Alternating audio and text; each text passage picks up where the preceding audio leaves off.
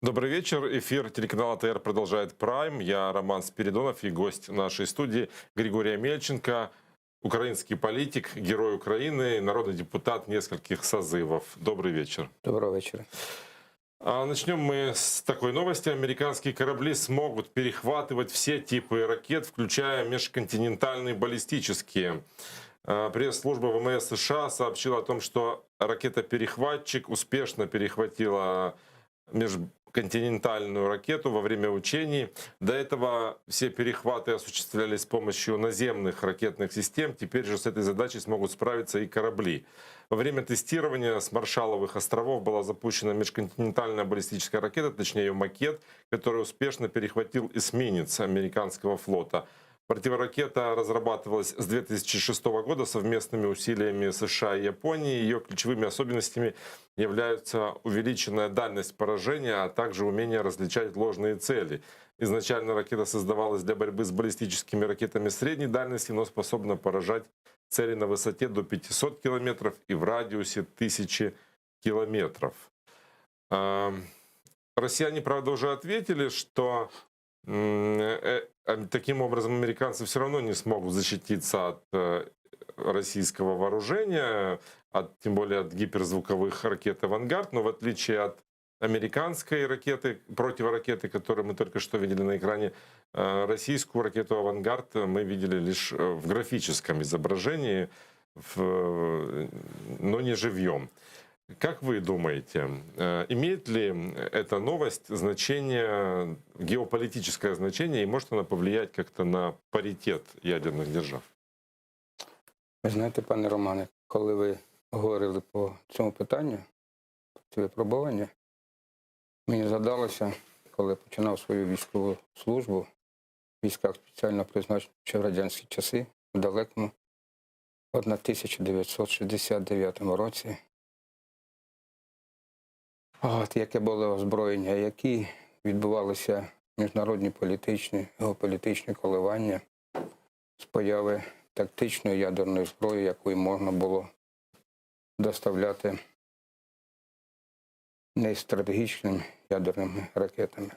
І зараз я весь час думаю про що. От коли настане чи прийде час, коли ми з вами будемо в ефірі, ми почнемо говорити про реальне роззброєння усього світу. Чому я про це кажу?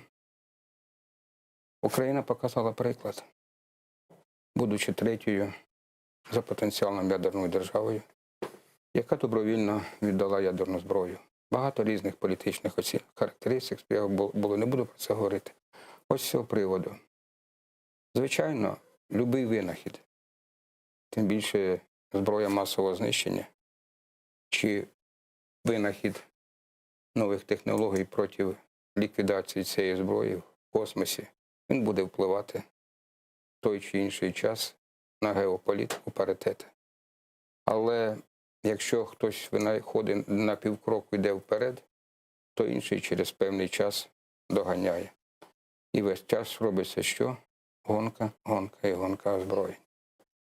Я думаю про одне, що якщо у людства колись таки дійде така думка, щоб позбавитися зброї масового знищення, ядерної, хімічної, бактеріологічної, біологічної, то виникне запитання, а як її знищити, щоб не зашкодити світу.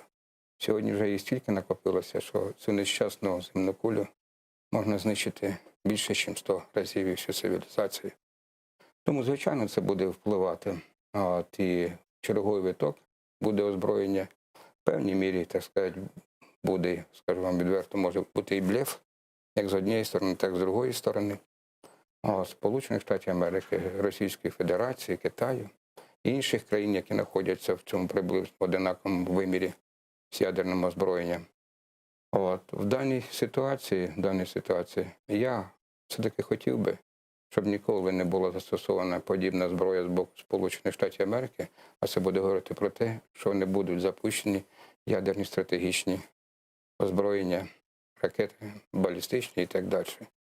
А по великому рахунку це нерадісна звістка, якщо говорити з точки зору збереження цивілізації. Но ведь есть и определенные аспекты, которые мы, кстати, упомянули о гонке вооружений. Создание такой противоракеты вынудит россиян реагировать. И какая это может быть реакция? Починаючи від залучення цих можливостей своїх спецслужб зовнішньої розвідки до, можливо, напруга своїх науково-дослідних інститутів по виробленню іншої ракети, інших носіїв, які, скажімо, ці ракети американські не будуть перехвачувати. Тобто гроші будуть вкладатися не в медицину, не в освіту, не в здоров'я, не в відкриття якихось ліків, які б, скажімо, ліквідували ракові захворювання, сердечно-сосудисні, інсульти, інфаркти, цей же заразу коронавірус і так далі.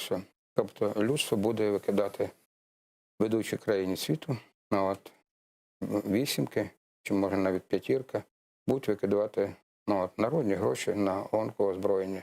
Звичайно, хочеться бути номер один у світі. Але історія показує, що таке буває лише на короткий період часу. Як засвідчує та сама історія, закінчується дуже плачевно світовими війнами, втратою десятків мільйонів людей, страшними розрухами, потім гроші вкладаються на поновлення і одночасно паралельно вкладаються на нові види озброєння.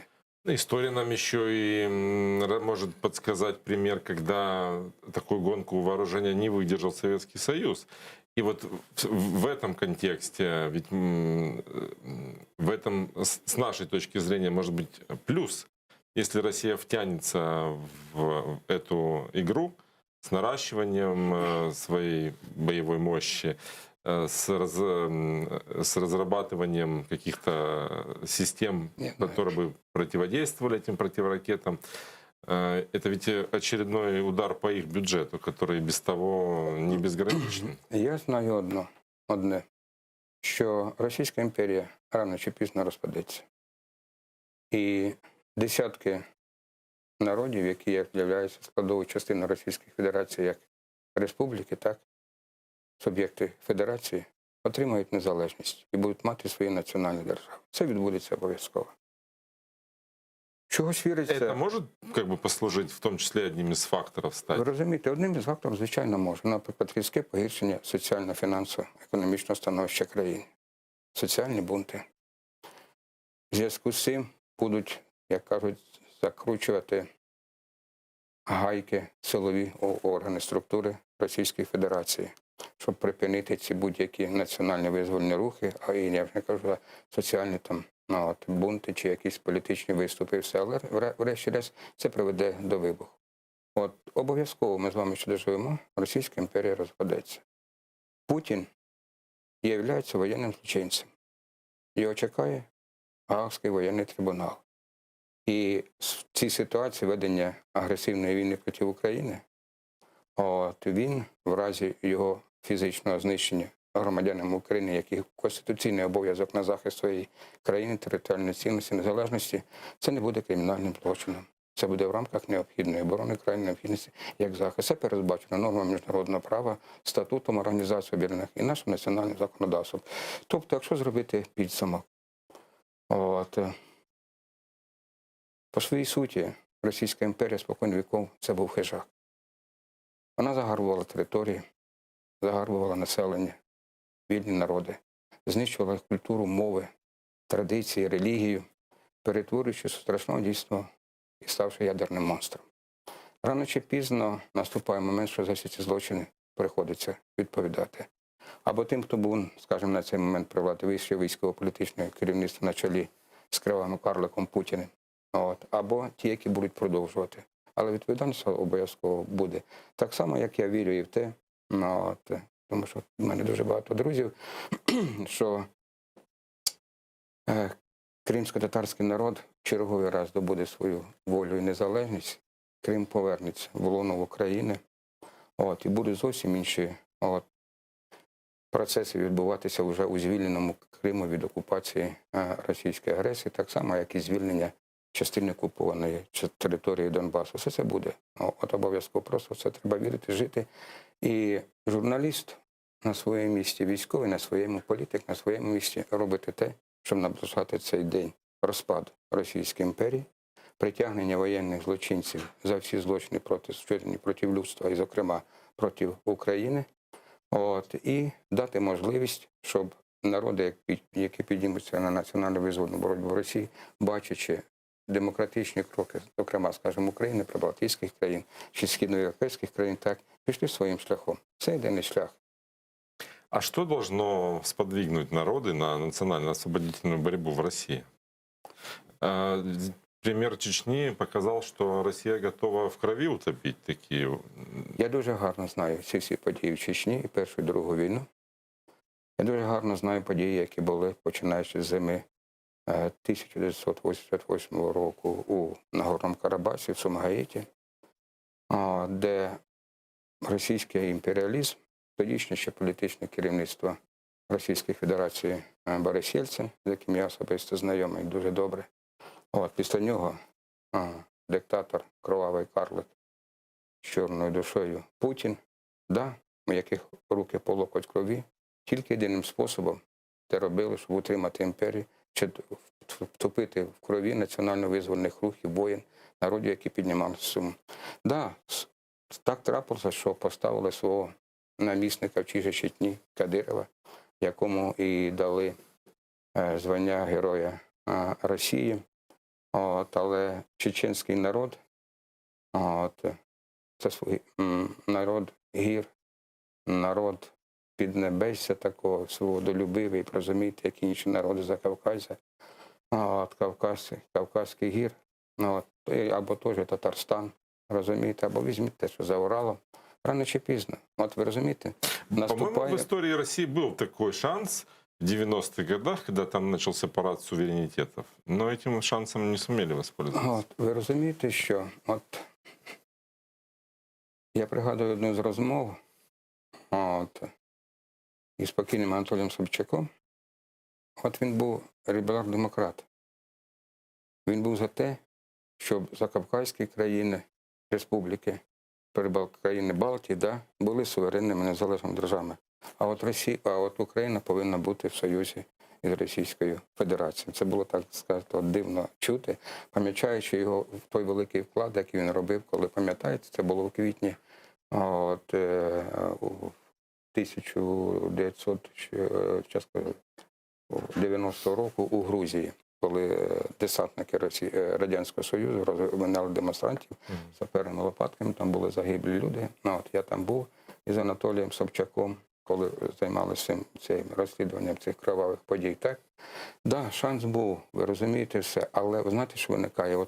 А чи була готова нація, яка була в колонії Російської імперії? Ви розумієте, що навіть після розвалу Радянського Союзу, різні по-різному дивилися. І я вам приведу результат. Ви повинні це пам'ятати. Це була весна 90-го року, коли був всесоюзний референдум за відновлення нового Радянського Союзу. Господи, близько 80% проголосували в цілому по Радянському Союзу за збереження Радянського Союзу в складі на підставі нового договору. За обновлений. За обновлений, так, абсолютно правильно, пане Романе. І навіть в Україні понад 70% проголосувало, а вже через рік. А потім був другий референдум. Ви розумієте, якісь є такі, знаєте, суспільно-політичні імпульси, які спонукають до якогось такого, знаєте, вибуху, суспільно-політичного, де країна, народ, нація йде на визвольну боротьбу, значить, що можуть бути і жертви. Я дуже гарно знаю події, які були в прибалтійських країнах. І у Литві незалежність отримали у 90-му році, в березні 90-го року, а всі інші союзні республіки в 91-му році. Я пам'ятаю, яка була Радянським Союзом об'явлена блокада економічна, фінансова, але народ вистояв. Ви розумієте, що я отримав. Потім, якими кроками пішли в подальшому своєму розвитку демократії, вступу в Європейський Союз, членом НАТО, хоча теж були дуже складні моменти. І в такому оперативному прискореному плані Сполучені Штати Америки прийняли рішення про включення до НАТО 3 Балтійські країни – Естонію, Латвію і Литву, тому що вже була розроблена в Генеральному штабі і спецслужбами Російської Федерації, вже президентом був Путін, повернути країни Прибалтики у своє лоно. Ну, ви передали, слава Богу, що це трапилося. Ну и нужно отметить, что все-таки войну в Чечне начал не Путин, а Ельцин. Правильно. Хотя и все его считают демократом. Ви знаєте, що демократія у росіян закінчується там, де поневолені народи починають заявляти про свою незалежність, про створення своїх національних держав. Там у них закінчується демократія. И когда вы вспомнили про Собчака, по-моему, такая ментальность, она присуща не только ему. Это вот ментальность всего российского народа. Когда вот у них есть такое понятие «есть мы», знаем, как правильно жить, мы расскажем нашим меньшим братьям.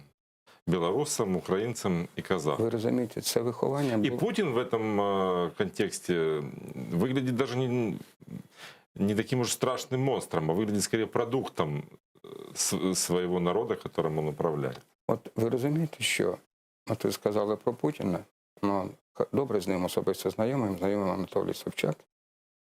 Це було в далекому кінці 1990 року, коли Анатолій Собчак був головою Ленінградського міськвиконкому.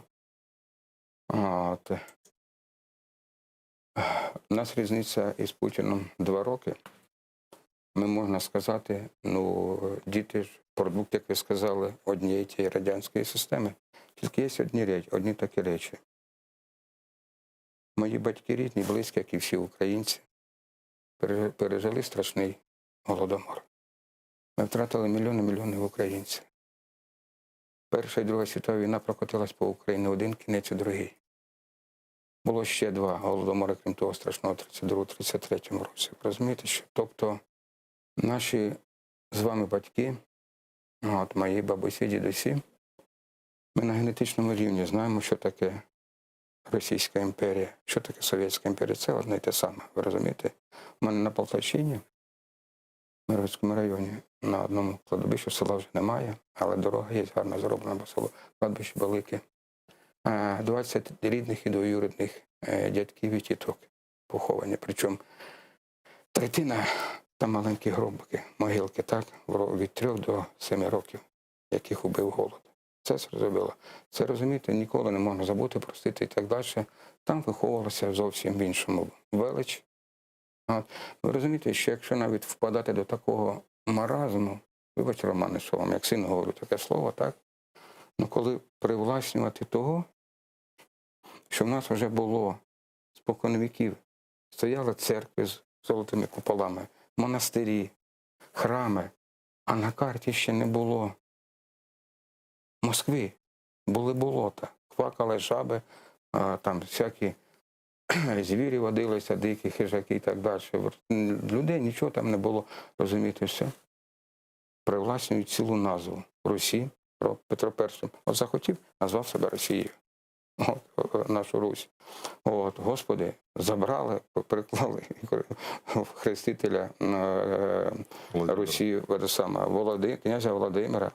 Договорились до того, що, пам'ятаєте, був у Парижі свого часу Путін, і сказав, що княгиня Ольга, чи княгиня Анна, вибачаюся, була королева в Франції. Тож, ви розумієте, що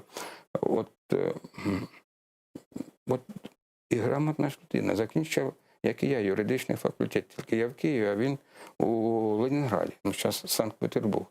Ви скажете, що не знає, що знає. Просто психологія така. Ви розумієте, психологія. Я б сказав навіть, знаєте що? Психологія раба-садиста. Раба-садиста? Садиста, Путін і просто Росія, розумієте? Це країна рабів-садистів. І в мене це є велика наукова стаття, і тому не дивуйтесь ті страшні речі, які робили з нашими полоненими вбивці з Росії, які на Донбасі витворяли. Я не маю вам права показувати це по телебаченню, але закінчимо передачу, я вам в своєму планшеті покажу деякі фотографії. Я ніколи не вибачу, не прощу тих звірств, які робили російські окупанти відносно українців. Скажу більше. Служба безпеки України, нашій команді, ми знаємо пофамільно, практично 100%, хто вчинав ці страшні злочини. І рано чи пізно, а покарання буде. Буде звільнений окупований Донбас, буде звільнений Крим. І всі ті, які вчинали ці страшні, я б сказав, таке, мабуть, з юридичної точки зовсім неправильно, але нелюдські злочини, розумієте, так? Вони будуть або сидіти в лаві підсудних, або їм прийдеться тікати далеко в Росії. Якщо їх там приймуть, там, сказати, їх саме ж росіяни не повчать. Так от, ви знаєте що? По-своєму, я скажу, чисто по людських таких, може, пане Романе, рисах, Путін нещасна людина. Розумієте, він раб. Він раб своєї системи. Він раб тієї системи, де він є керівником, главою. І може все. Але одне, значить, він не може, ніколи не зможе перестати бути рабом. Він ніколи не зможе бути просто вільною, душевною, духовною людиною. Ніколи. Чому? Та по одній єдиній причині. По локоть, по ноги в крові. Ви знаєте що? Ми по-різному на це можемо сприймати. Вони були гарні вчителі. Молоді роки, коли я служив. І були одні заняття духовної, фізичної практики, східних єдиноборств. Я сам майстер спорту з рукопашного бою. У мене був гарний вчитель, тибетський монах. Так от, він сказав, що є людина із світлою душею, а є з темною. І від цього, так сказати, всі нещастя і гори на планеті Земля. Не буду розказувати ці уроки. Це вже містика какая-то. Я говорю, ви подумайте, а не містика. І я довго не міг практично якось відчути, коли вперше познайомився із Путіним у далекому, кінець грудня 90-го року, в кабінеті Анатолія Собчака. Заходи невисокого росту, по себе, знаєш, так мількнуло гусьонок. Обвислий так піджак, пожмакані брюки, трошки сунутий галстук, трошки застірана рубашка, да? Папка під рукою. І глаза стекляні, от як риби. Собчак говорить, познайомтесь, ви, каже, майже колега. Я тоді був офіцером міліції, а він підполковником Комітету державної безпеки. А я був майором міліції. Потиснули руку. Те саме, і його ж чого вчили, мене де чого вчили. Спортивне рукостискання, зразу подумав, що або самбіста, або дзюдоїст, тому що вуха не були поламані, значить, не вільна боротьба і не класична, ніс не перебитий, значить, не рукопашник. Але коли я глянув йому в вічі, десь на 3-4 секунди, знаєте, що бездна. Темна бездна. А некоторые смогли увидеть в его глазах мир. Ви розумієте, що то теж нещасна дитина. Він за віком, як мої сини. Володя Зеленський, то теж нещасна дитина. І ви розумієте, і якщо колись приходилося вам навіть влітку стояти біля виритої могили, холодом тягне. Розумієте? Так йшло від духу. Я згадав свого вчителя, тибетського монаха, так далі. А потім, вже значно пізніше, я прочитав спогади, які були в Ванги. Я їх друкував. Я вам скинув на електронку. Вона сказала, що в Росії народиться Володимир, карлик з чорною душею, який розпочне війну з Україною. Але потім ця війна перекинеться в саму Росію, і його чекає велика страшна доля. Ще одне. Ви, може, хтось читали таку річ. По-моєму, Байден. Він зараз президентом обраний. По-моєму, він. По крайній точно скажу, один з американських сенаторів зустрічається з Путіним, коли ще Путін був прем'єр-міністром, рокіровка була, Медведєв став президентом, і коли була війна проти Грузії.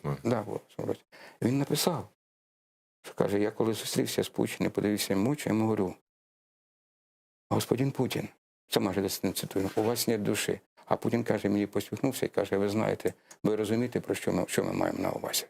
Що він имел в виду? Те, що, понімаєте, нема душі, що чорна душа. Тому ви розумієте, що, похоже на містику, тому подібне, але знаю одна річ. Якщо в людини світла душа, він ніколи не зробить те, що наробив Путін. Ніколи. Навіть якщо буде в такій ситуації, що або замарати себе по локоть в крові, він покінчить життя самогубством, щоб не забирати життя в інших. Ви ж розумієте, що, Романа, я не знаю, Но Путин не способен на это. я ж кажу, от людина таке, це його навіть важко назвати людиною, нелюдь, на таке нездатний. Мене вже 4 онуків. Старший Олександр вже студент 3-го курсу. Ви розумієте, що? От мені важко і одночасно не важко уявити, шановні Романе, от як зустрічається, як тримає на руках Путін своїх онуків. Що от в нього твориться? Чи не бачить він перед очима десятків, сотень убитих маленьких українців від його агресії? У Грузії, Чечні, Придністров'ї, в інших країнах, в Сирії, куди влізли, так сказати, десятки тисяч мирних людей. Невже його це, як то кажуть, не мучає? А он их скрывает, кстати, вот в одном из интервью он российскому изданию ТАСС, и когда его спросили про семью, он очень закрыт в этом вопросе. Сказал, не стоит туда лезть. Ну, внуки у меня есть, я их люблю. Ви знаєте що, пане Романе? Чого лідери інших країн світу, да? Дітей своїх не ховають. Показують своїх дітей, онуків, так? Приймають участь в різних якихось там загальнонаціональних державних заходах. Тобто люди це бачать. Тобто лідер країни живе нормальним людським життям. Ви розумієте, що? От зараз він президент. А бувають ж моменти, що от він батько, дід, чи навіть прадід, да, якщо дочекався правнуків, розумієте? Тобто це от ті нормальні, загальнолюдські характеристики, які перетаманні світлій людині, добрій людині, у якій в душі живе радість, любов і нема негативних інших почуттів. Ви розумієте, що? Візьміть всіх диктаторів. Я років 2 тому написав... Ну що, от Лукашенко своїх дітей показує? Послухайте. Сашу Лукашенко дуже добре знаю. Зустрічався з ним 3 рази, коли він ще був депутатом, коли був став президентом. Скину вам на вашу електронку відкритий лист, який я написав після виборів, те, що він почав витворяти, і сказав, що його чекає. Тому що маю на це право сказати, як офіцер, людина, яка його знає дуже гарно. Ви розумієте, що і попереджав, чим може закінчитися. Ви знаєте, так як він показує, тому потім це не те, ви розумієте, дітей,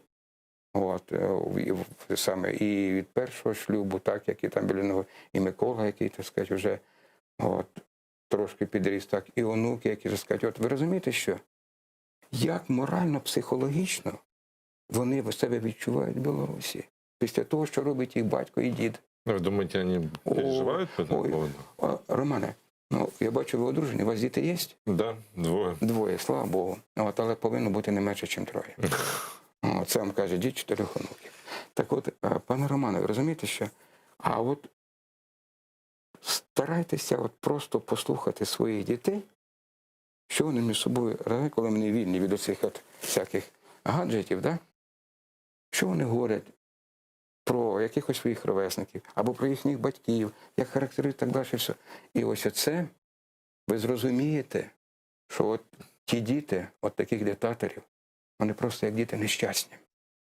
Він не може отак вільно, по-школярському, да, дружити, щось робити, вибачте, хуліганити, ви розумієте, в доброму смислі такого самого, ви розумієте, що в такому слові, тому що він живе в замкнуті авторитаризму.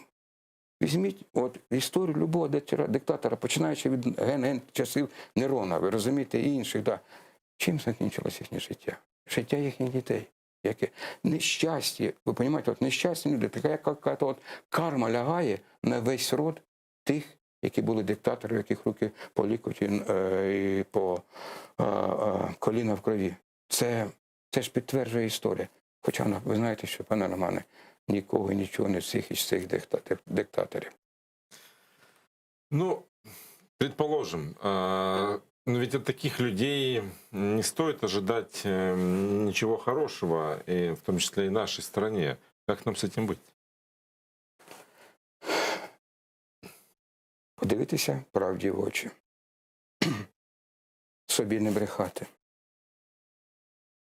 Що ми маємо, що ми можемо, і через певний час, що ми можемо зробити. Журналіст, люди вашої професії, говорять правду. Військові готовляться своє, політики роблять своє, укріпляючи дипломатичні, міжнародні, збройні сили, готуючи людей. Ви розумієте, я вам не зря нагадав про Карабах. Ви розумієте, що скільки очікували, і коли були прийняті рішення, що були готові і те, що зробити. Ну да, а знаєте, що пришлось, починалося? Я вас сейчас перебью на несколько минут, потому что с нами на связи врач из Израиля Борис Бриль. И мы хотели сегодня обсудить еще одну тему, связанную с эпидемией коронавируса. 13 882 инфицированных COVID-19 обнаружили в Украине за последние сутки.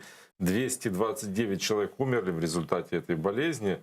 И больше всего больных зафиксировали в Днепропетровской области, в Запорожье, Одесской области и в Киевской области. Но, как отмечают медики, в столице темпы распространения COVID-19 несколько замедлились. Зафиксировано почти на треть меньше, чем вчера. В то же время в нашей стране введен карантин выходного дня, который вызвал такие живые дискуссии.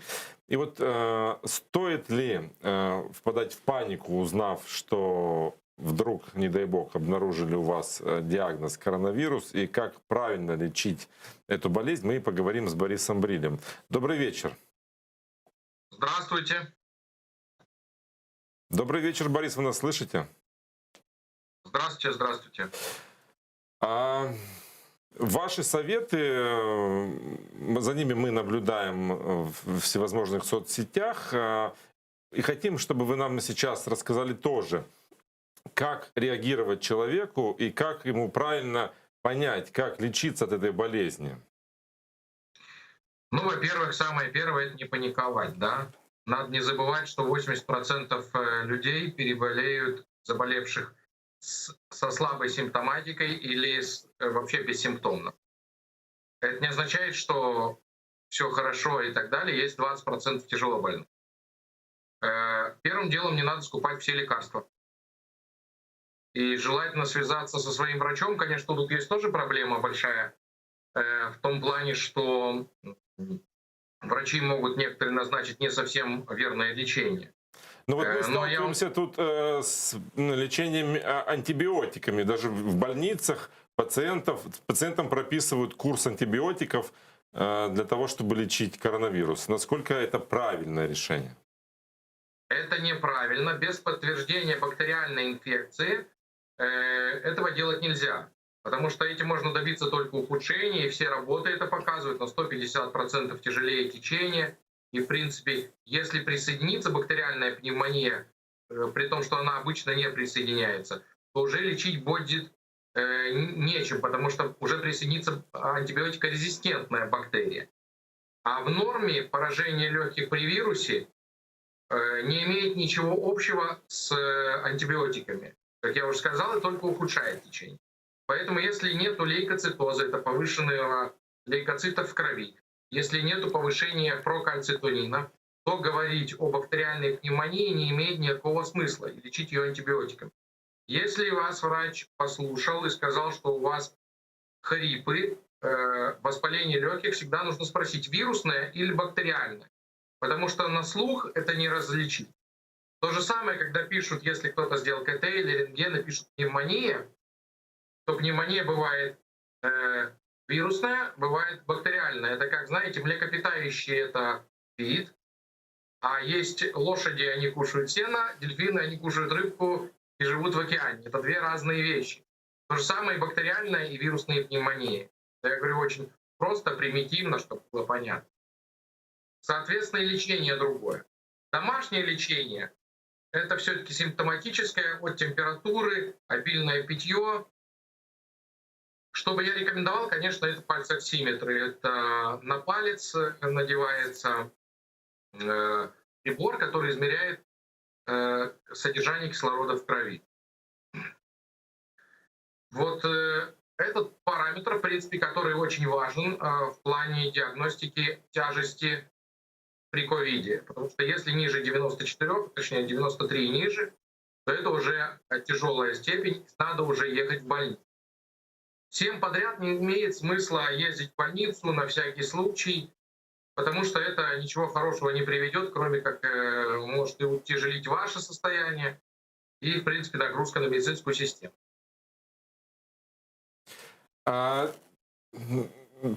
Сейчас много пишут о разных вакцинах. Это и вакцина Pfizer, и Оксфордская вакцина AstraZeneca, кажется, она так называется. AstraZeneca, да. AstraZeneca. И даже есть российская «Спутник В».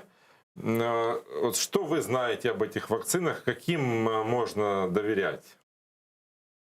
Если честно, пока сказать рано, потому что еще идут исследования. Когда закончится исследование, можно будет прочитать и посмотреть вообще, о чем идет речь. Во-вторых, для изготовления, опять же, вакцин нужно определенное время, и в ближайшие месяцы для всех ее не будет. Ее не будет даже для 10-й части людей на всей планете. Потому что есть же не только страна, там, Украина, Россия, Израиль, есть другие еще страны. Есть европейские страны, Америка. Я бы пока подождал с выводами. Есть и проблемы с транспортировками, есть и, в принципе, проблемы с исследованием. Пока что они не полные. Поэтому я думаю, мы все-таки увидим в ближайшее время варианты лекарственных средств, облегчающих течение коронавируса. Я вам просто даже объясню, почему. Например, тот же дексаметазон или другие стероиды, они дали самые лучшие результаты на сегодняшний день из массового лечения, если мы не берем экспериментальные редкие. Поэтому иногда появляющиеся препараты могут в исследованиях показать большую эффективность. И, в принципе, это будет, я думаю, раньше, чем массовая вакцинация. А вот этот дексаметазон, о котором вы сказали, я просто часто встречаю истории о том, что их прописывают, ну, даже врачи, семейные врачи сразу при признаках коронавируса или там, при подтвержденном диагнозе. Это панацея, стоит ли ее сразу применять? Или это уже при сложных формах только она действует эффективно? Ни в коем случае не стоит сразу ее применять. Несмотря на то, что мы очень много пользуемся и дексаметазоном, и преднизолоном, и в общей практике я его использую внутривенно, и в больших дозах, в разных дозах. Но надо понимать, что домашнее лечение, в принципе, если легкая степень, нету смысла, потому что ее тоже можно тогда только стероидами перевести уже в более тяжелое. Почему? Потому что кроме того, что это иммуносупрессор, то есть мы понижаем ответ иммунитета, снижаем отеки, но надо понять, что мы даем и открываем им врата для бактериальной инфекции. И, допустим, человек может спокойно переболеть дома без каких-либо таких средств, без антибиотиков и без бактериальной инфекции. И мы начинаем давать ему на легкую форму стероиды, мы введем то, что он заболеет бактериальной инфекцией. Поэтому это надо давать с осторожностью и уже в формах от средней тяжелой и ниже. А что вы думаете по поводу народной медицины? Кто-то пишет о том, что сок граната, им нужно полоскать горло, потому что он уничтожает вирус. А кто-то предпочитает, там, не знаю, традиционно спирт для того, чтобы бороться с вирусом, не знаю, там, ромашкой горло полоскать. Как говорят перорально, спирт пьют. Ну и так тоже, да. Смотрите, ну, я, кстати, так все время смеюсь, народная медицина — это когда народ сам себя лечит, как хочет, так и лечит. Тогда можно пойти в аптеку и покупать все, что он хочет, и тем самым вас просто оставили без лекарств, в принципе, медицинскую систему, скупив все. Я не вижу как таковой большого смысла в этом. Почему? Потому что, ну, в мире есть очень много врачей, и любые вариации уже пробуют и с гранатовыми соками и так далее. Это нереально по той причине, что это системное заболевание. И то, что полоскать ромашкой горло это очень хорошо, но как это связано с системным заболеванием и с тем, что там тромбозы происходят или нарушения иммунных комплексов выделяются по типу там, как при антифосфолипидном синдроме. Люди, которые это советуют, они даже не знают, что это такое. То есть эти названия, которые я сейчас говорю, да, то же самое, как и куча каких-то аферистов на телевидении или видеоролики снимают, то одни говорят, что надо дышать спиртом, другие сейчас говорят, надо лидокаином дышать, но это, как вам сказать, или вот, вы знаете, как можно определить, вот, наверное, вы тоже видели, что я врач, закончил Одесский мединститут, в 1974 году или в 1968 там переехал в Израиль, я врач 1974 года, переехал в Израиль, и на момент, когда спросили, работал, его перебивает ведущий, и фразы, кем он на самом деле работал, он не говорит. То же самое, как есть итальянский типа врач, это в кавычках, который говорит, я закончил там какой-то мединститут в Украине, я работаю медиком в Италии. На самом деле он работает медиком, все верно, но он санитар. И он говорит, надо дышать маской со спиртом. А тот, который типа врач в Израиле, на самом деле он не врач. Он говорит, что нужно закапывать лимонный сок в ноздри. Сейчас появился новый врач, который не представляется и рассказывает, что надо дышать парами лидокаина, а это местный анестетик. Какая связь с антикоагуляцией, допустим, со снижением свертываемости крови, я не знаю.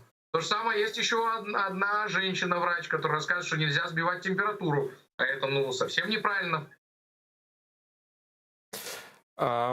Зависит ли течение болезни, ее тяжесть от количества вируса, который попал в организм? Конечно. Конечно, зависит от количества вируса, от глубины альвеол, куда попал вирус, естественно. Поэтому и врачи, к примеру, если мы интубируем, ставим тубус в легкие, это чтобы подключить к аппарату искусственной вентиляции, то мы пользуемся совсем другими масками, потому что там количество в этот момент прямого контакта с количеством вируса отличается. И поэтому первое время врачи очень сильно, большое количество заболевало. В обычных социальных контактах хватает обычной даже многоразовой маски. Ее надо не забывать стирать, потому что все же не забывают стирать нижнее белье. То же самое и маску тоже желательно. А что вы думаете о ковид-диссидентах? Я думаю, что основная масса этих людей не совсем понимает, что они говорят. Я все время привожу пример с логикой. Они руководствуются своей логикой, но в то же время логика очень часто человеческая отличается от реалий. Если вы не против, я задам вам вопрос. Это небольшой тест, и телезрители, которые смотрят, они тоже могут в этот же момент ответить на вопрос. Можно, да? Да, конечно. Просто логически. Сколько крыльев у самолета? У Боинга 737. Или оно одно, как его считать, как крыло, или два.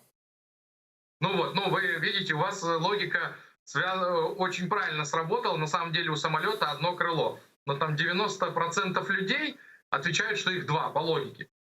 А в принципе это связано со знаниями, что да, у самолета одно крыло. И это знают там авиаконструкторы. Вот видите, вы правильно сказали, несмотря. Но почти все, я тоже сказал два. То же самое и в медицине. Логика — это одно, а реалии — это другое знание. И когда там рассказывают про барьер, что маска — это частицы вируса меньше, это понятно. Но вопрос, какое количество, и, во-вторых, это изменение потоков выдыхаемого воздуха. И когда говорят там, чем маска полезна? Маска не полезна, маска предотвращает заболеть.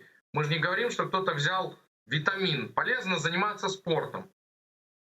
Рассказывающие люди там, что кто-то, какой-то врач где-то выигрывал судебное ютубом пользоваться, в ютуб или в соцсетях, или что у меня все переболели, а я не переболел, это не наука. По науке доказано. И маски — это не намордники. Кстати, недавно написала одна женщина, у которой, к сожалению, ушел сын, ушел от онкологии. Они жили с масками 2 года. И сын ушел не от маски, а он ушел от онкологии. И они были вынуждены носить маску.